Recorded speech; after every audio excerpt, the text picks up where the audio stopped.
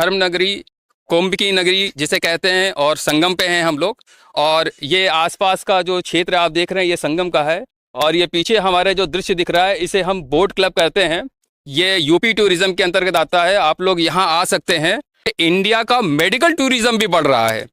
लेकिन हम बात अब इसी तरह से करेंगे कि जिस प्रकार से दिल्ली और मुंबई इंटरनेशनल टूरिज्म मेडिकल का बढ़ रहा है, तो क्या यूपी में भी इस तरह की ऐसी चीज़ें हो सकती हैं? क्या हम यूपी का मेडिकल टूरिज्म बढ़ा सकते हैं? उसी सिलसिले में आज हम जिनसे बात करने जा रहे हैं, वार्तालाप करने जा रहे हैं, वो किंग जॉर्ज मेडिकल कॉलेज के डॉक्टर सुशील सिन्हा हैं, जिनका स्वयं प्रयागराज में एक द्वारिका हॉस्पिटल है जिसके डायरेक्टर भी हैं, और ये पूर्व केपी ट्रस्ट के अध्यक्ष भी रह चुके हैं, जो एशिया का सबसे बड़ा ट्रस्ट माना जाता है, और साथ में यूपी नर्सिंग होम एसोसिएशन के प्रेसिडेंट भी रह चुके हैं। तो आज आप इनसे हम चर्चा करेंगे कि सर आप किस तरह से ऐसा क्या प्रयास करेंगे कि जिस प्रकार से योगी आदित्यनाथ की दृष्टि है कि वो मेडिकल टूरिज्म को भी यूपी में बढ़ावा करें, तो उसमें किस प्रकार का योगदान होना चाहिए, और आपका एसोसिएशन किस प्रकार का योगदान करना चाहता है कि उत्तर प्रदेश को भी दिल्ली और मुंबई के स्तर से ऊपर आप इंटरनेशनल मेडिकल टूरिज्म पे ले जा सकें? उसके लिए क्या कहना चाहेंगे?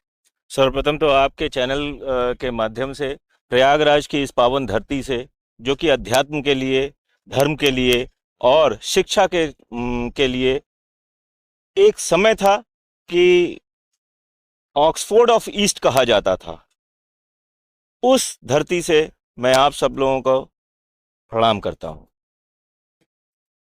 जैसा कि अविनाश जी आपने जो है प्रश्न किया, बहुत ही अच्छा और प्रश्न है। प्रयागराज ने हमेशा जो है अग्रणी भूमिका निभाई है, चाहे वो स्वतंत्रता की लड़ाई में हो या फिर उसके बाद भी। भारत के निर्माण में प्रयागराज और प्रयागराज के सपूतों का बहुत बड़ा योगदान रहा।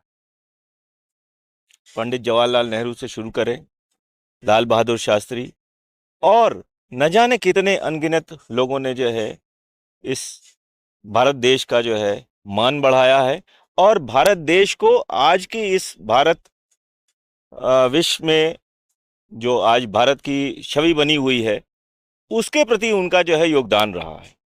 मैं चूंकि मेडिकल प्रोफेशन से हूं, तो मैं मेडिकल को भी जो है उसी परिप्रेक्ष्य में देखता हूं कि पिछले विगत 10 साल से उत्तर प्रदेश निरंतर विकास की दौड़ में अग्रणी भूमिका में रह रहा है। और जिस तरीके से अभी आपने देखा कि हमारे प्रयागराज में कुंभ हुआ, देश विदेश से विश्व का सबसे बड़ा ये कुंभ की धरती पे लोग एकत्रित हुए, आस्था का संगम था। उसी प्रकार आने वाले समय में मैं देख पा रहा हूं कि मेडिकल टूरिज्म भी उत्तर प्रदेश में बहुत तेजी से बढ़ने वाला है। क्योंकि अगर आप देखिए तो जिस प्रकार से योगी गवर्नमेंट और माननीय प्रधानमंत्री मोदी जी का जो है विजन है कि उन्होंने जो है अयोध्या, बनारस, प्रयागराज और चित्रकूट को एक सूत में जो है पिरोने का कार्य किया है, इसको एक क्वाड्रेंगल बनाया है, धार्मिक क्वाड्रेंगल। जो व्यक्ति देश विदेश से बाहर से आएगा, वो न सिर्फ काशी में भोलेनाथ का दर्शन करेगा, बल्कि जो है प्रयागराज में जो है वो संगम में भी डुबकी लगाएगा, और साथ ही साथ जो है अयोध्या और चित्रकूट में भी जो है भगवान राम का भव्य मंदिर, और भगवान राम ने जहाँ पे तपस्या की उस चित्रकूट में भी वो दर्शन करेगा। तो ये एक पूरा धार्मिक जो है क्वाड्रेंगल जो है बन गया है। और अभी जैसा कि आप सब लोगों को पता होगा, रामगमन मार्ग भी बन रहा है, और एक बार जब ये सारी चीजें जो है बन जाएंगी तो ये समझ लीजिए कि उत्तर प्रदेश का धार्मिक उत्थान तो हो ही जाएगा। अब रही बात जो है बाकी विकास की, जिस प्रकार से अभी इंडस्ट्रीज लग रही हैं, विकास हो रहा है, और उत्तर प्रदेश जीरो टॉलरेंस में जो है कार्य कर रहा है। एक समय था जब यहाँ पे माफियाओं का बोलबाला था और प्रयागराज उससे अछूता नहीं था, लेकिन हमारे माननीय मुख्यमंत्री जी ने जिस साहस का परिचय दिया और पूरे उत्तर प्रदेश से अब माफियों का, आतंकवादियों का, और जिस किसी ने भी, चाहे वो भूमाफिया हो, चाहे किसी भी तरीके के हों, उन सबों ने या तो वो ऊपर चले गए और या फिर जो है गायब हो गए, उत्तर प्रदेश से पलायन कर लिया है। तो उत्तर प्रदेश में अब विकास की गंगा बह रही है, शिक्षा की जमुना बह रही है, और कहते हैं कि सरस्वती तो वो विद्या की देवी है। और प्रयागराज में न सिर्फ यूनिवर्सिटी ऑफ इलाहाबाद, जो कि पुराने समय में ऑक्सफोर्ड ऑफ ईस्ट कहा जाता था, उसी का ही विकास हो रहा है, बल्कि मेडिकल में भी जो है काफी बेहतर जो है प्रयास हो रहा है। आज हमारे प्रयागराज के अंदर 2 मेडिकल कॉलेज हैं, एक जो सरकारी हमारा जो है एमएलएन मेडिकल कॉलेज, और एक जो है अभी प्राइवेट मेडिकल कॉलेज भी खुला है।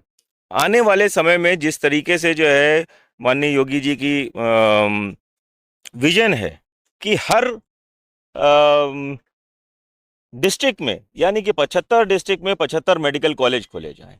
अभी हाल में ही कौशाम्बी में खुला है, फतेहपुर में खुला है, मिर्ज़ापुर में खुला है, और लखनऊ में भी जो है कई और मेडिकल कॉलेजेस खुले हैं। तो आने वाले समय में मेडिकल फैसिलिटी के लिए उत्तर प्रदेश को इधर उधर देखने की ज़रूरत नहीं पड़ेगी। एक समय था जब यहाँ की जनता मेडिकल फैसिलिटी के लिए या तो दिल्ली जाती थी, या लखनऊ जाती थी, और या फिर जो है बॉम्बे या साउथ में जाती थी। लेकिन अब हमारे यहाँ चाहे वो कैंसर की दवाएं हो, कैंसर का ट्रीटमेंट हो, चाहे किसी ऑपरेशन से संबंधित हो, हार्ट का हो, हर चीज़ अवेलेबल है। तो आने वाले समय में जिस तरीके से प्राइवेट और पब्लिक पार्टनरशिप पे भी जो है विभिन्न जो है अस्पताल खुल रहे हैं, तो मुझे लगता है कि जो ये लोग आएंगे, जो धार्मिक टूरिज्म के लिए, यानी कि देश विदेश से लोग आएंगे, तो वो सिर्फ और सिर्फ यहाँ पे आस्था के एंगल से ही नहीं, बल्कि हो सकता है मेडिकल टूरिज्म के लिए भी जो है आए कि हम चल रहे हैं। क्योंकि ये बात तो सत्य है कि उत्तर प्रदेश में मेडिकल सेवाएं बहुत ही सस्ती हैं। अच्छा सस्ती का कहना मतलब ये है। एक चीज और हम जानना चाहते हैं, इस प्रकार से कोविड पीरियड में आपका द्वारिका हॉस्पिटल भी बहुत अग्रणी रहा है, और हम ये चाहते हैं कि आखिर जो लोग होते हैं जब उनको समस्या होती है तो ही डॉक्टर को याद करते हैं, तो ही डॉक्टर के पास जाते हैं, जबकि कहते हैं कि प्रिवेंशन बेटर देन क्योर।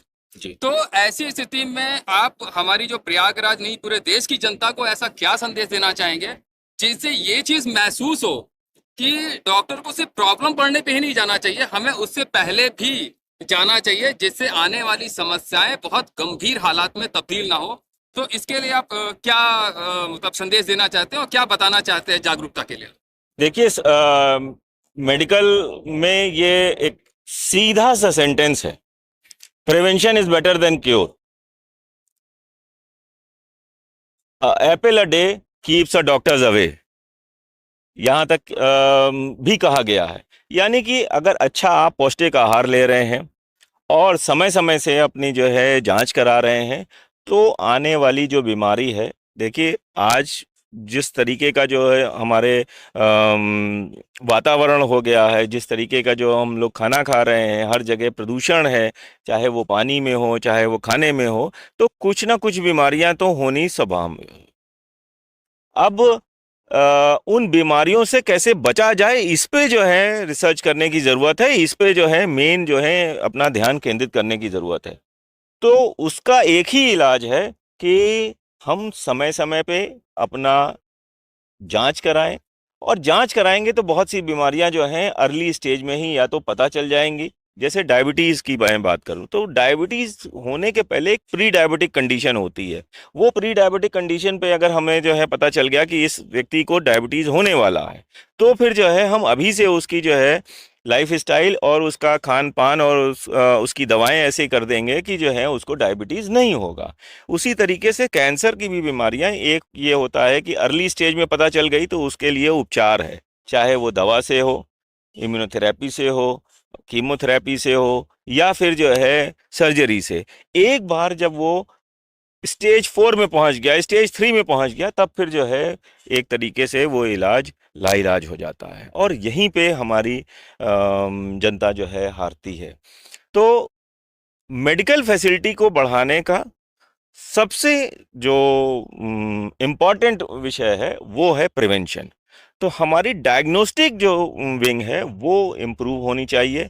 जगह जगह जो है डायग्नोस्टिक की सुविधाएं होनी चाहिए, ब्लड टेस्ट, एक्सरे, अल्ट्रासाउंड, और साथ में सीटी स्कैन, गामा कैमरा, इन सब चीज़ों का अगर जो है हमारे पास जो है अच्छा इस पे निवेश करेगी गवर्नमेंट, निवेश करे, प्राइवेट सेक्टर निवेश करे। मैं Uttar Pradesh nursing home association का अध्यक्ष रह चुका हूँ, और अब इसे सौभाग्य कहिए या मेरा जो है दुर्भाग्य कहिए कि उसी समय जो है कोविड मेरे समय में आया।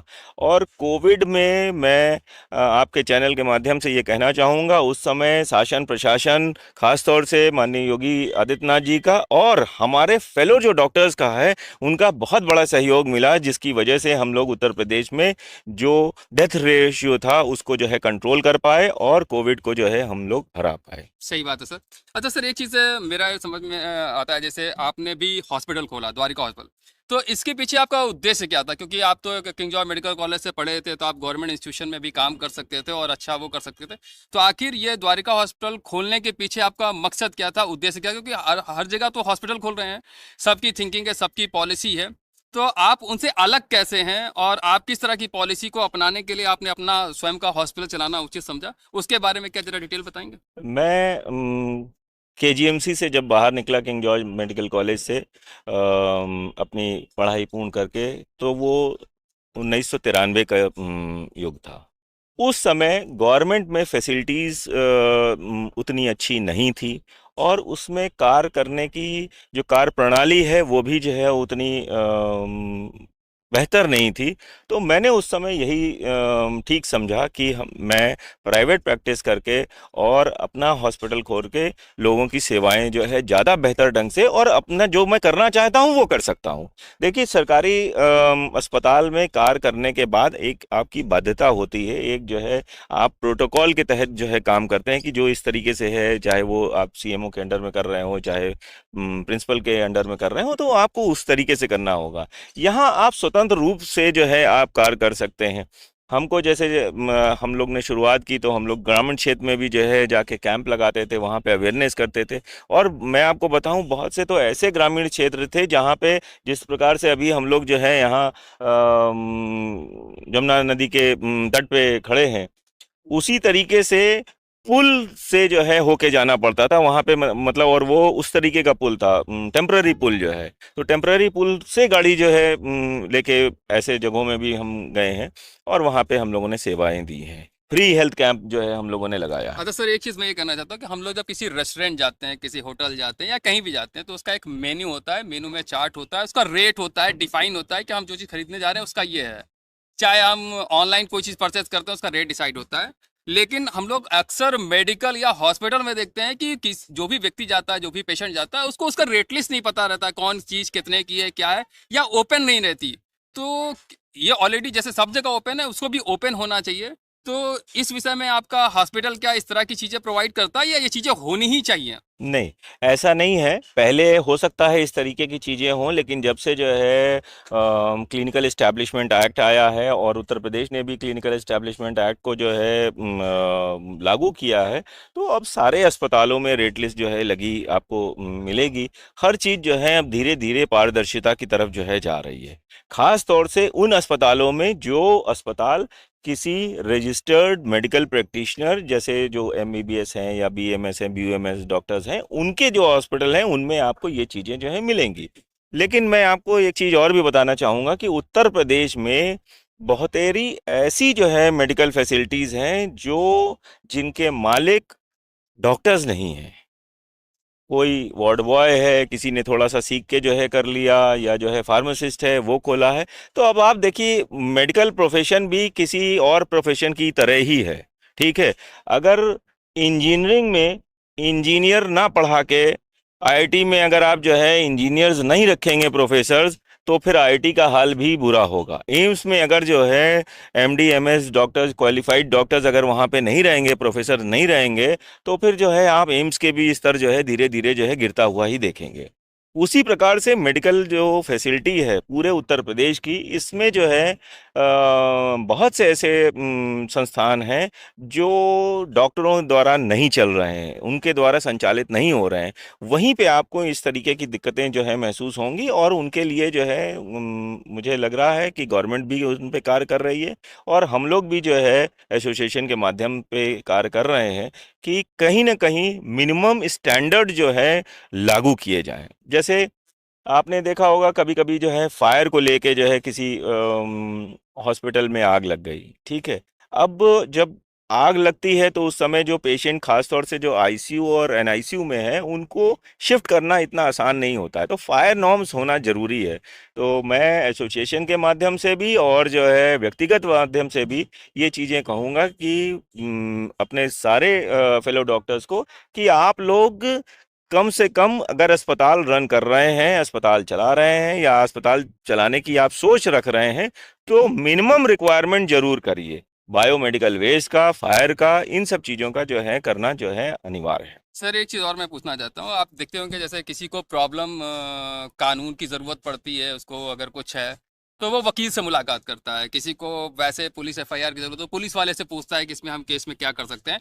लेकिन जब मेडिकल की ज़रूरत पड़ती है तो सबसे पहले उसको घर में ही उसको ट्रीटमेंट मिलना शुरू हो जाता है कि हाँ फला दवा खा लो, फला दवा खा लो। दोस्त भी बताने लगता है, पड़ोसी भी बताने लगता है। मुझे लगता है वो डॉक्टर तक पहुंच नहीं पाता, उससे पहले वो जो फार्मा की दुकान जाता है वो भी उसका ट्रीटमेंट शुरू कर देता है। मेरे ख्याल से वो अस्पताल तक पहुंचते उसका 25 बार तो ट्रीटमेंट हो चुका होता है। लेकिन जो मेडिकल के जानकार नहीं है वो भी एक सलाह देने लगते हैं। तो क्या इस पे कोई कानूनी बाध्यता आनी चाहिए कि हाँ ऐसे लोग इस चीज को नहीं कर सकते हैं, और उसको मतलब स्ट्रिक्टली इसका फॉलो होना चाहिए? जैसे फॉरेन में क्या है कि बिना डॉक्टर के प्रिस्क्रिप्शन के दवा नहीं मिलती, लेकिन इंडिया में तो मेडिकल स्टोर वाला ऐसी दे देता है। और बहुत सारी ऐसी घटनाएं मैंने स्वयं देखी है कि पेशेंट को, एक बच्चे को, तो उसकी मदर ने उसको फीवर बताया तो मेडिकल स्टोर ने उसको कोशिन दे दिया। हाई डोज की वजह से उसका पैर पैरालाइज हो गया। वो पीजीआई में कम से कम 3 साल उसका ट्रीटमेंट चला, तब जाके वो सही हो पाया।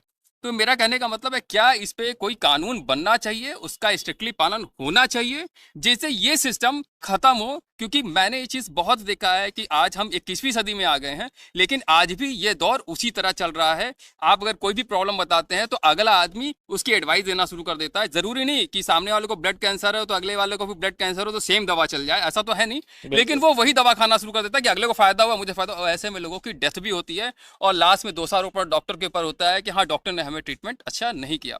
तो इस पे कैसा कानून बनना चाहिए और उसका इम्प्लीमेंट किस प्रकार से होना चाहिए, इसके बारे में आप कुछ कहना चाहेंगे? देखिए सर, सबसे पहले तो आपको अपने जो है देश की जो मूलभूत समस्याएं हैं उनके ऊपर जो है चिंतन करने की ज़रूरत है, और सरकार को भी चिंतन करने की ज़रूरत है। हमारे देश की सबसे बड़ी समस्या जनसंख्या है। हम आज पूरे विश्व में सबसे ज़्यादा जनसंख्या वाले देश हैं, और जबकि अगर आप भौगोलिक रूप से देखेंगे तो हमारा जो लैंड एरिया है वो बहुत कम है, इससे कहीं ज़्यादा जो है ऑस्ट्रेलिया का है। लेकिन हमारा उत्तर प्रदेश इटसेल्फ में ही जो है ऑस्ट्रेलिया से ज़्यादा जनसंख्या है। तो जब जनसंख्या ज़्यादा होगी तो हर तरीके की जो है यूँ समझ लीजिए कि सलाह या कुरीतियाँ जो हैं वो भी जो हैं बढ़ेंगी। और दूसरी चीज़ जो समस्या है वो है लिटरेसी की। हमारे यहाँ लिटरेसी रेट जो है बहुत कम है, उस लिटरेसी रेट को बेहतर करने की ज़रूरत है। जैसे जैसे लिटरेसी रेट जो है बढ़ेगा, लोग खुद में जो है शिक्षित होंगे, तो उन्हें इसकी वैल्यू भी समझ में आएगी कि हमको कोई भी प्रॉब्लम होती है तो किसके पास जाना चाहिए। आज जैसे अगर आप देखिए, जब से जो है 93 से मैं डॉक्टर बना हूँ, उसके बाद से जो है अभी तक जो हम चेंजेस देख रहे हैं। अब लोगों को अगर सर दर्द होता है तो उन्हें पता है कि हमें न्यूरो के डॉक्टर को दिखाना है। ये अवेयरनेस से हुआ है।